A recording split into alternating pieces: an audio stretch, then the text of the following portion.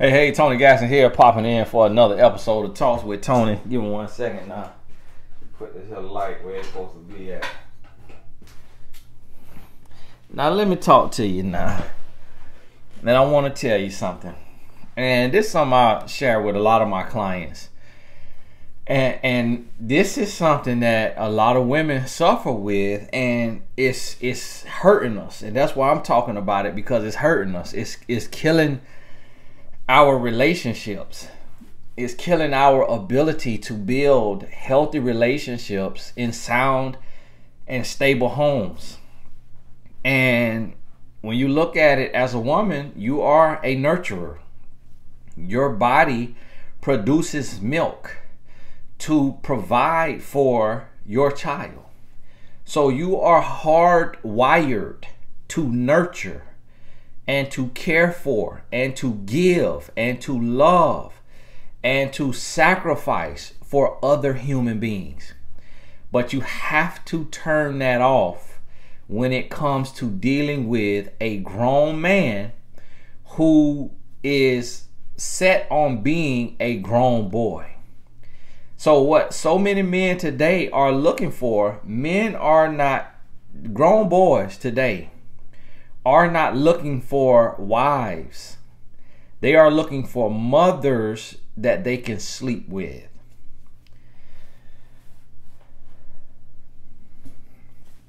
Sit with it.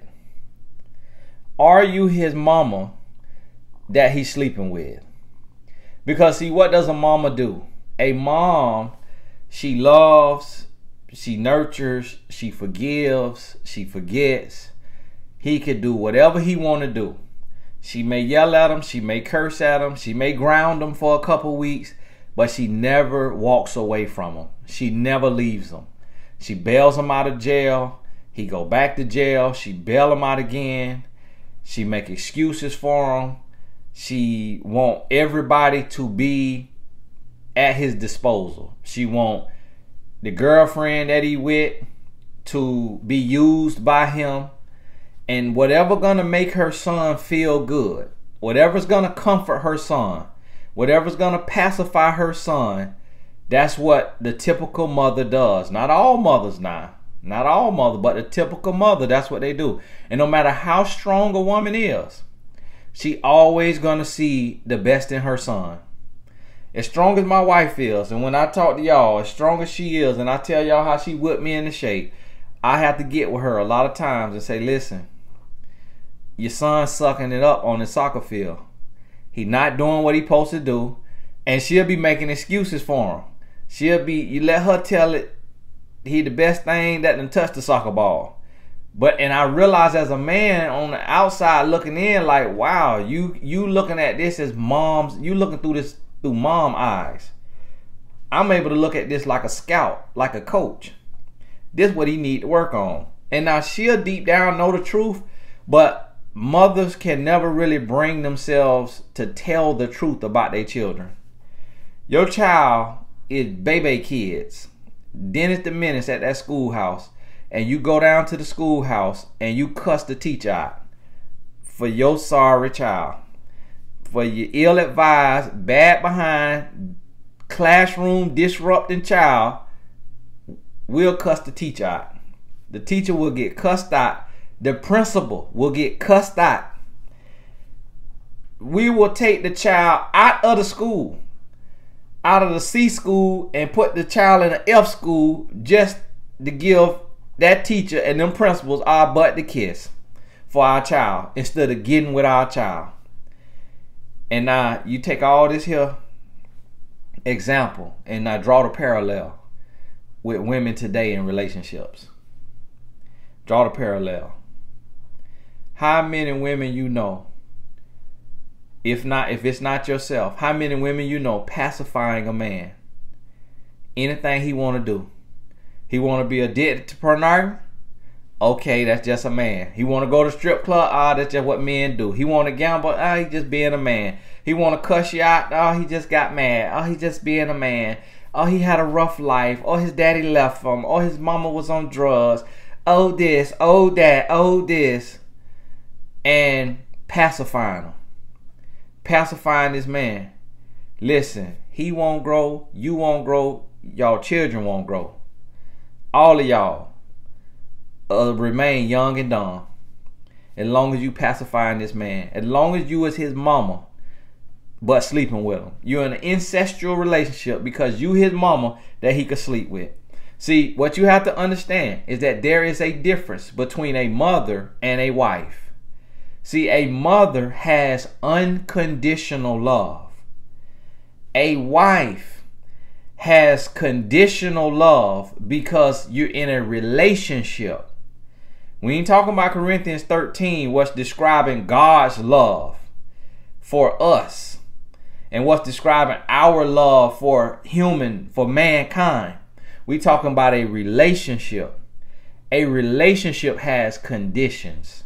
Cheating is not allowed. Abuse is not allowed. Cursing you out is not allowed. Dogging you out is not allowed. Emotional cheating is not allowed. Verbal, emotional, physical, none of that is allowed. A relationship has conditions.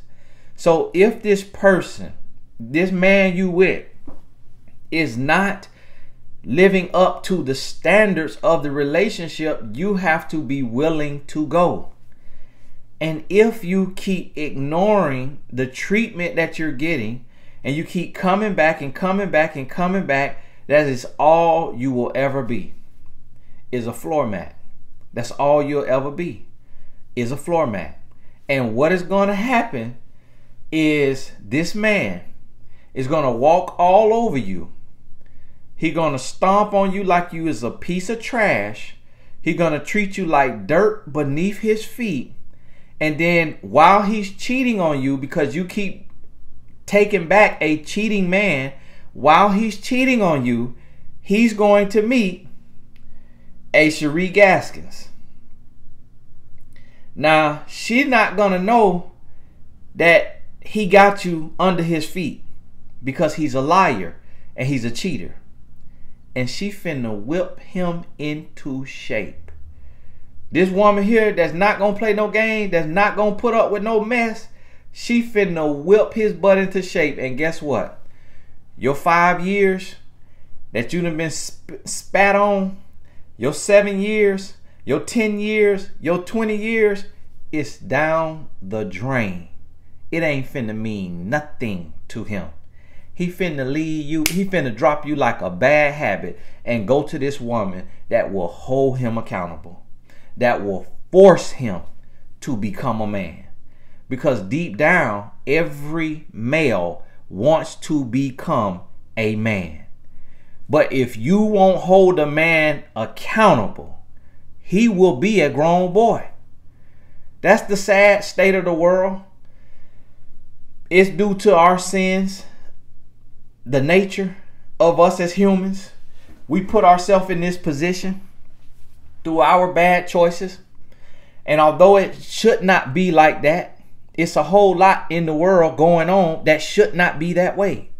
So while as a woman, you don't want the responsibility of holding a man accountable, I understand that. But life ain't fair.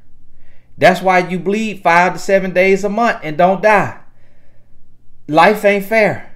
That's why you have contractions and you scream in the top of your lungs when it's time to give birth. Life ain't fair. You see what I'm saying? So it's so many women that always talk, I'm not finna be doing it. Yes, you is. If you finna be in a relationship, you're gonna have a man that's gonna try you. No ifs, ands, and buts about it. You got to accept reality and look at the reality of your life. You going to get tried. You going to get tested. Oh, well, a man of God is not going to test. Listen, Satan was an angel. Do you hear me? How many men of God in the Holy Bible that you have seen that fell short of God, that fell short of the glory of God? Look at what was David called? What was David called? Google what David was. Google what David was.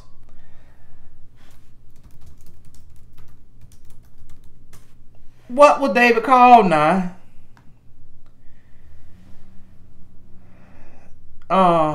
What this man was called now? why did God call David a man after my own heart? The Lord still called him a man after his own heart because David longed and pursued justice and mercy for God's people. He longed to do works that were pleasing to God, even when his life was at risk. He showed many times that he loved and desired truth and integrity more than his own life. David was called a man after God's own heart. Now,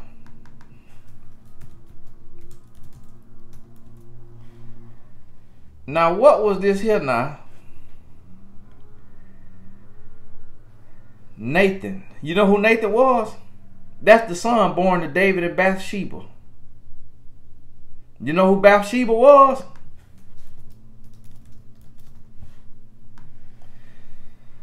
Bathsheba, okay, later became one of the wives of King David and the mother of King Solomon.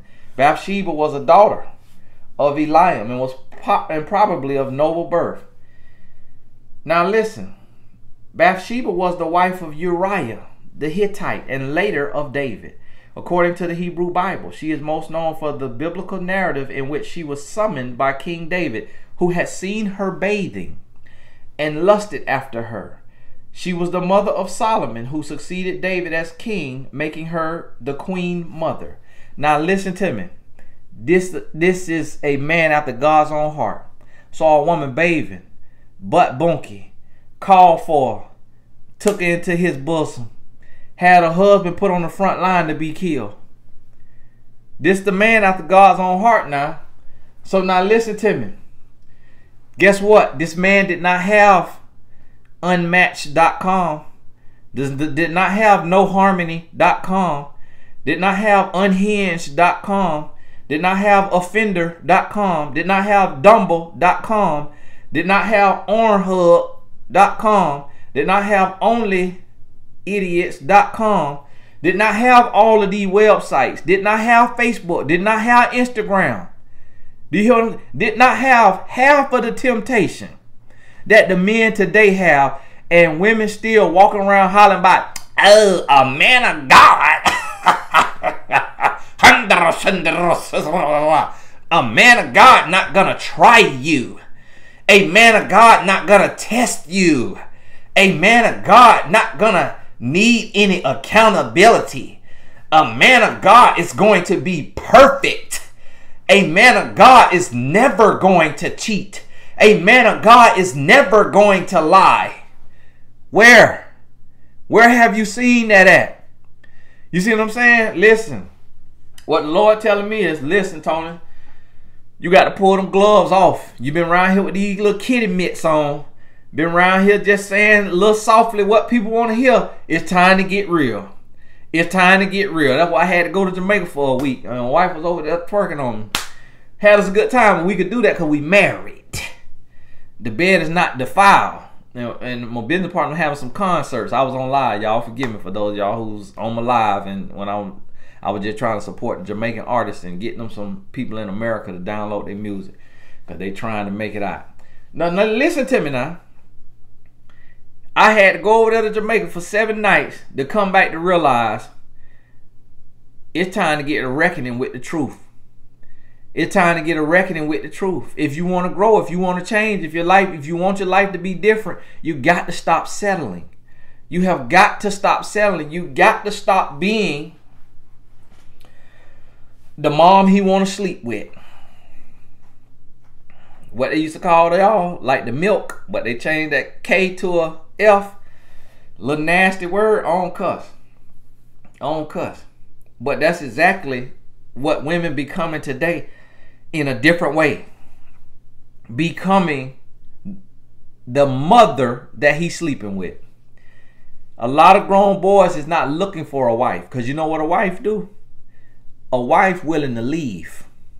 A wife gonna hold accountable, and a wife gonna give him her bite walking out that door if he can't do right. But you know what a mama gonna do? Come on back, like the prodigal son. Come on back in here. Come on back in here. I know you done went out there, spent all your money and sold your wild oats, But don't worry about it. These doors is open to you. Come on back in here. And we finna kill the fattest calf. And we finna get you a brand new ring. And we finna get you a new cloak. And we finna throw a huge party for the whole neighborhood for you. I'm glad you back, son. That's what so many women today is doing for their man. This is a grown, musty man. He's smelling himself. You could smell him. He don't even like the bathe. Somebody over in C's asking, what is bathe? Bathe. B-A-T-H-E. I just say bathe. He don't even like the bathe. This man ain't seen no running water for the last 3 days. He in the bed, all kind of dead skin and flakes all over your pillows and your sheets, and you down there doing something strange for a piece of change. Then he go out and take that same dirty thing and put it in his baby mama, put it in his ex-girlfriend, put it in the stripper down at the strip club that you let him go to, and then come back to you and come bring you a concoction of bacteria, and then you walk around with UTIs every day of the week and twice on Sunday, all kind of yeast infection, because you keep putting up with this man who keep going, wandering off like a stray dog, and then finding his way back only for dinner and then leaving again. And then you keep hollering about, oh, you want to make a relationship work, and you got to tough it out, and this gonna be your story, and everybody got a story to tell. And Tony Gaskins wouldn't be here if Cherie Gaskins didn't stay and put up with him. Listen, I am who I am because my wife wouldn't put up with nothing. She left me in dating to send me a message. And then when we got married, and we was only married for 2 months, and our son was born 2.5 months early, and our son was in the intensive care unit in the NICU, my wife left me because I went back to the streets to sell drugs. And she had told me in dating she refused to be with a dope boy. And my wife left me 2 months into marriage, and she didn't have a job. And our son was in the intensive care unit. My wife walked out. She was gone for 3 days. And I begged her and begged her back. And on the third day, just how Jesus rose again on the third day, my heart was resurrected because my wife picked up that phone and heard me out and listened to me beg and plead. And that's why it's called the 72-hour rule in this book, A Woman's Influence, because it was the third day that my wife picked up the phone. But the fact that she left, and I thought she was gone for good, I thought she was done, I thought we was over with. That thing sent me through an emotional roller coaster. I felt every feeling you could feel. I had every thought you could have. I thought my life was over. I thought I had lost my wife and my son. That I'm getting ready to go through a divorce, be put on child support, and have to be a weekend daddy. That thing shook me to my core, and it scared me half to death. And I vowed to change my life and to be a better man. She gave me one more chance. She gave me a second chance in marriage. A second chance. Not no third chance. Not no fourth chance. Not no fifth chance. A second chance. 2 months in now. Not 2 years in. Not 5 years in. Not 7 years in. 2 months in. 2 months in. So what that meant is you brand new to marriage. You 23. Not 33, not 43, like what y'all putting up with. You 23 years old. You just was a drug dealer. You have gotten married at 23 years old. You have decided to go back to the streets. I'm leaving you. When I pled guilty and I said, listen, forgive me. I will never go back. I'm going to get rid of this here work. Actually, I just sold the last little bit of it. I'm done with it. I'm never going back to the street. Then she said, I will give you one more chance. You 23-year-old, 2 month into marriage man who is the father of my child, I will give you one more chance. Not you situationship boyfriend. Not you off and on boyfriend. Not you baby daddy who got 2, 3 other baby mamas. Not you getting high, getting drunk, club going man. I did not drink. I did not smoke. I did not curse. I did not club. The only thing I would buy that cheddar fettuccine, that Skrilladilla, that moolah. That's what I would buy. So listen, And so it's so many people, anytime doing a message, they want to bring up my wife. Well, what Cherie Gaskin did, not what you doing. Because I was 23. That wasn't half as bad as the men y'all putting up with. So don't try to equate the same thing and say, oh, what Cherie did. No, she did not. No, she did not. She did not get choked like you getting choked and get punched in the eye. It was not women calling her phone and texting her phone. She wasn't walking into the room and I'm in the bed with another woman. It wasn't none of that. You see what I'm saying? And this is what so many women putting up with. Come on now. Come on now. And listen, I ain't fed up. I just got a righteous indignation. And that's how you're going to feel when you call to something. You're going to care about it. Because y'all destroying the world. Y'all destroying the world. Because listen, and that's why I got to hold you accountable. Because I'm raising 2 young kings. My son going to go into the world and then he going to meet your daughter. And your daughter going to be savage hearted because she done seen you get gone upside your head. She done watch a man go upside your head her whole life. She done watch you settle and deal with all this crap. And then my son can't even find no good wife because all these sorry daddies and sorry mamas, and then we complicit. We sitting there and we going through it and we settling for it and we all in it. Come on now, we got to do better. We got to do better. Because there's people out here that's raising their child the right way. Raising their sons, raising their daughters the right way and setting a positive example through self-love. That the sons and daughter is looking at their mama and see that this woman love herself. That this woman willing to work 2 jobs if she got to. She willing to work overtime on her 1 job if she got to. She willing to sacrifice. She willing to not be in no bed with nobody. She willing to be abstinent or celibate, whatever you want to call it. But she willing to be that. She willing to meet a man and walk away from that man until she is treated with love and respect. And she not finna have nobody called stepdaddy unless he a real man. And these kids getting to see that. But then they got to go into the world and deal with somebody else. And they trying to find a spouse and they got to deal with somebody else who was raised like a rat in a barn because they mama grown, musty, and daddy grown and musty, living like savages. Hollering about they in a relationship, but they having boxing matches like Mike Tyson and Evander Holyfield every week. Cussing each other out, going to the strip club together, putting stuff in people's drink to bring home somebody from the club together. And this is what these kids growing up seeing. And then supposed to go into the world and be functional. Mom and daddy swinging. And then the daughter grow up hollering about she asexual, she this and that, she panoramic sexual, she abnormal sexual, she this kind of this and this kind of that. These kids watching these grown, stinking, musky adults live in this tomfoolery, buffoonery, and 11, 12 years old boys coming home hollering about they ready to be a girl. Girls coming home 11, 12 years old, they ready to be a boy because they are confused looking at their parents, looking at their daddy, looking at their stepmama, looking at their mama, looking at what's going on and looking at the example they got for parents, hearing about all of this infidelity, all of this cheating, all of this abuse, and the child is left to him or herself and they absolutely confused, don't know who they are, don't know if they going or they coming, don't know the difference between 2 left shoes, and sitting there and don't know what to do.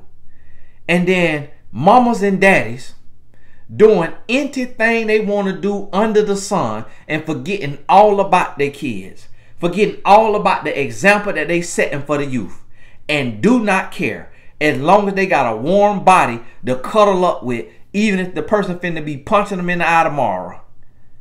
Come on now, you got to stop settling.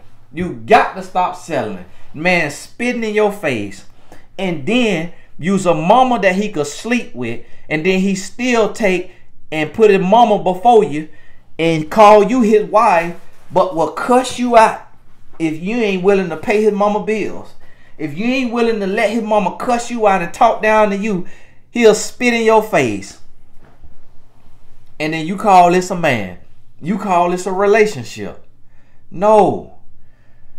You're an enabler. You're a crutch. You're a hold me down. You hear what I'm saying? Listen to me now.